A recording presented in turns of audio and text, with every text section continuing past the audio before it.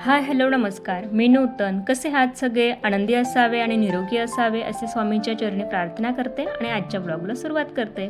तर आजच्या ब्लॉग असा होता की आम्हाला आज बाहेरगावी कुठे जायचं नव्हतं. फक्त मुलांची सुट्ट्या आता संपण्यात आल्या होत्या. काही दिवसातच त्यांची शाळा सुरू होणार होती. पुन्हा मग तेच रोजचा अभ्यास, होमवर्क, रोजची धावपळ सुरू होते. त्यामुळे मुलांना कुठेतरी बाहेर फिरायला घेऊन जायचं, थोडा बदल म्हणून त्यांना एन्जॉय करायला द्यायचं, असा आमचा आजचा प्लॅन होता. म्हणून आज दिवसभर पूर्णपणे मुलांसाठी ठेवायचं असं ठरलं. सकाळची दुपारची सगळी कामं आवरून घेतली, घरातील नेहमीची कामं संपवली आणि साधारण 3 ते 4च्या दरम्यान आम्ही घरातून पडलो. आज बाहेरगावी जायचं नव्हतं, तर नाशिक शहरातील काही छान ठिकाणं असतात ना, तिथे जाऊन एन्जॉय करायचं ठरलं होतं. तर आम्ही सर्वात आधी सुरुवात केली ती सोमेश्वरकडे जायची. नाशिकमधील अतिशय प्रसिद्ध असं ठिकाण, धार्मिक ठिकाण. महत्त्व तर आहेच, पण निसर्गरम्य वातावरण, त्यामुळे अनेक पर्यटक भाविक इथे येत असतात. तिथे पोचल्यानंतर आम्ही गाडी पार्किंगला लावली. आधी दर्शन घेऊया आणि नंतर मुलांना खेळायला पाठवूया असं ठरलं. मग गाडी पार्क केली आणि मग आम्ही सोमेश्वर महादेव मंदिरात प्रवेश करण्यासाठी निघालो. मंदिरात परिसरात पाऊल टाकताच एक वेगळीच शांतता, प्रसन्न जाणवते. ते आजूबाजूला मोठमोठी झाडं, हिरवळ, थंडगार अनुभवायला मिळते. श्रावण महिन्यात इथे एवढी गर्दी असते की दर्शनासाठी किमान 3 ते 4 तास सहज लागतात.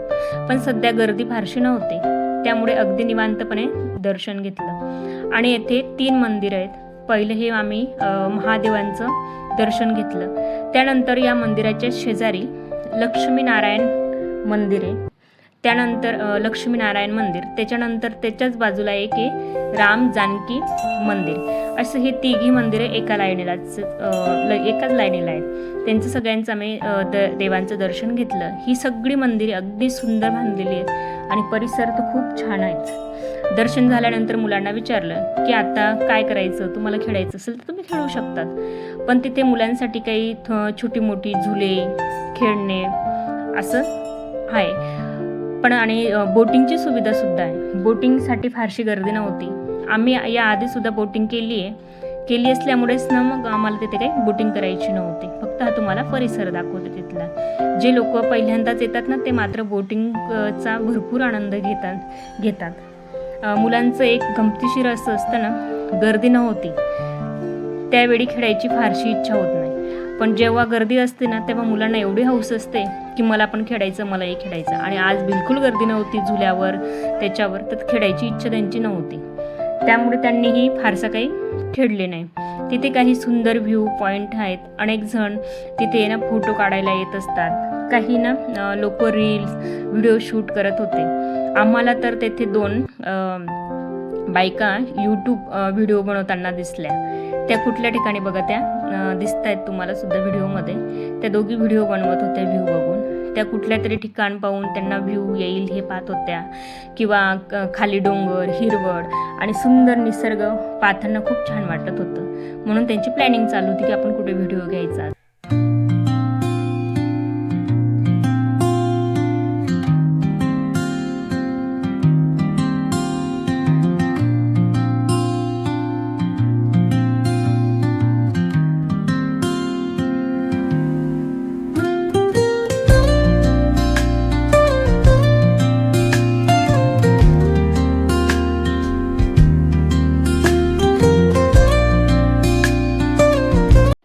थोडा वेळ तिथेच फिरून काही वातावरणाचा आनंद घेऊन आम्ही पुढे निघालो. वाटेत काही छोटे मोठे स्टॉल होते. काही वस्तू, खेळणी आणि इतर काही सामान विक्रीसाठी ठेवले होते. आम्ही ते पाहिले, पण काही खरेदी केली नाही. त्यानंतर मुलांनी बाहेर जेवण्याचा आग्रह धरला. खरं तर आजचा दिवस त्यांचाच होता, त्यामुळे आम्हाला नकारही देता येत नव्हता. त्यांची इच्छा पूर्ण करायची असं ठरलंच होतं. मग आम्ही गंगापूर रोडजवळ आमच्या आवडत्या वास्तुवाडा हॉटेल, आम्हाला तिथे खूप आवडतं जायला. आणि काही पार्टी वगैरे असली किंवा बड्डेचं असलं तर आम्ही तिथेच जात असतो. हे हॉटेल खूप आवडतं. शहरापासून थोडंसं लांब अंतरावर, तरी इथे प्रचंड गर्दी असते. त्यामुळे आम्ही थोडं लवकरच पोचलो. की सुरुवातीला फक्त 2-3 फॅमिली होत्या, त्यामुळे आरामात बसायला जागा मिळते. या हॉटेलचं आणखी एक वैशिष्ट्य म्हणजे इथल्या जे व्यवस्थापक मॅडम आहेत ना, त्या जो स्टॉकवरही आल्या आहेत त्यांनी हे हॉटेल उभं करण्यासाठी केलेला संघर्ष, मेहनत त्यांनी इथे शेअर केली आहे. ते मला आता दिसलं नाही, तर मी तुम्हाला ते व्हिडिओमध्ये पण दाखवलं असतं. तर त्या मला आज दिसल्याच नाही तिथे. आणि आम्ही बसल्याबरोबर ऑर्डर द्यायला पण सुरुवात करून घेतली. आज मुलांचा दिवस असल्यामुळे त्यांनाच विचारायचं की आज तुम्हाला काय खायचं. त्यांनी लगेच सुरुवातीच्या त्यांच्या आवडीचे पदार्थ सांगायला सुरुवात केली.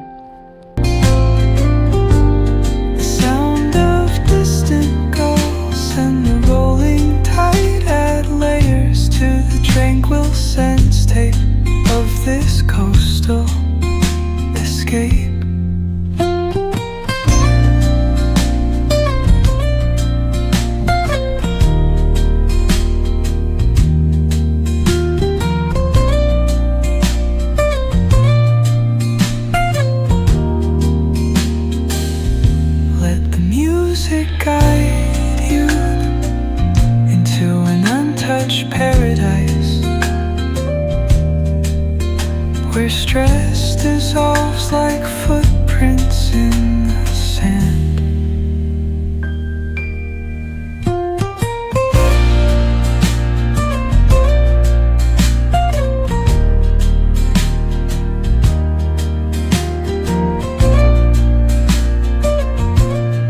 आणि त्यांचं फायनल झालं की आपल्याला पहिले नागलीचे पापड म्हणजे नाचणीचे पापड आणि शेजवान चटणी ऑर्डर केली होती. ते त्यांनी खाल्ली.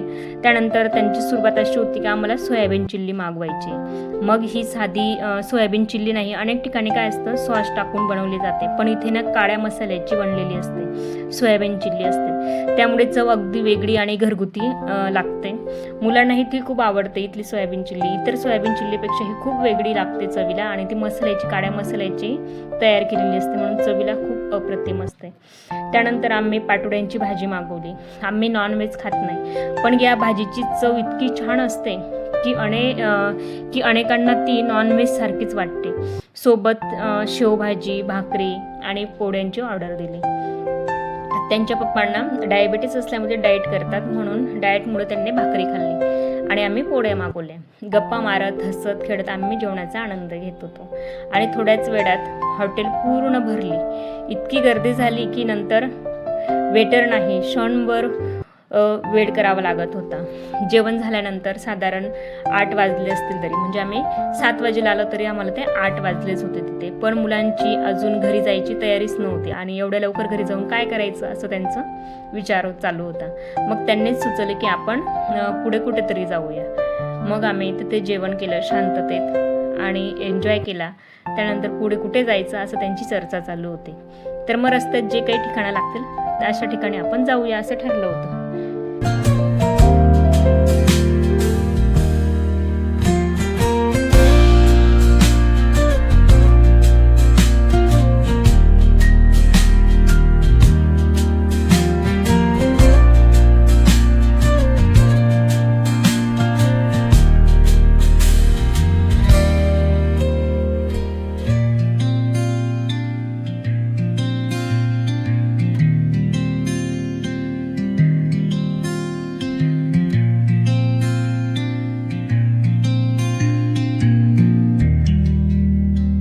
आणि मग त्यांनीच सुचवलं की आपण नवशा गणपतीला जाऊया. मग आम्ही नवशा गणपती मंदिराकडे निघालो. नाशिकमधील अत्यंत प्रसिद्ध आणि नवसाला पावणारा गणपती म्हणून हे मंदिर ओळखलं जातं. अनेक भाविक इथे खूप श्रद्धाने येतात.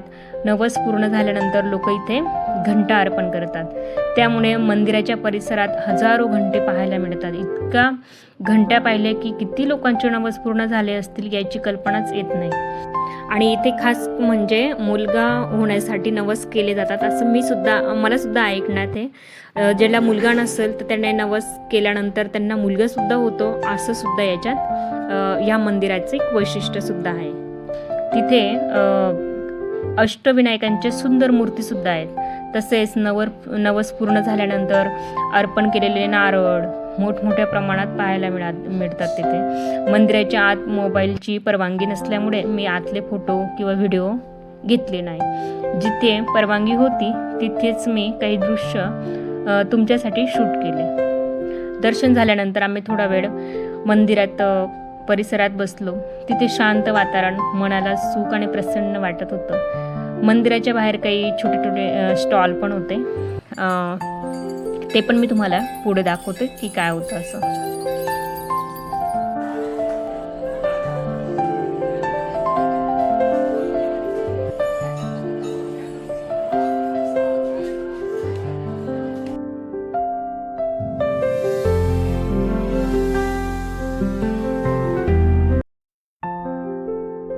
मंगळ चतुर्थी, संकट चतुर्थी या दिवशी ना खूप गर्दी असते. मग त्या दिवशी स्टॉल जास्त राहत असतील कदाचित, पण आज काही थोडेच होते.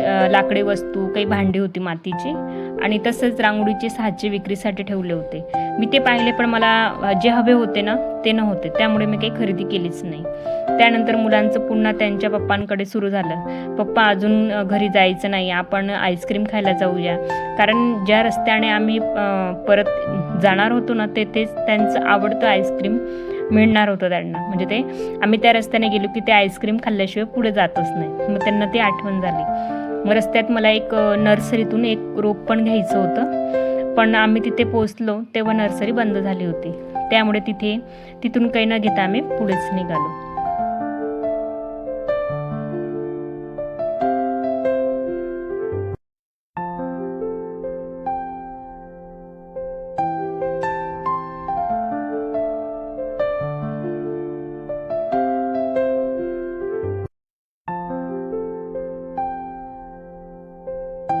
आणि त्यानंतर पोचलो होतो आम्ही आमच्या आवडती आईस्क्रीम खायला. त्या आईस्क्रीम शॉपचं नाव आहे नाशिक चौपाटी.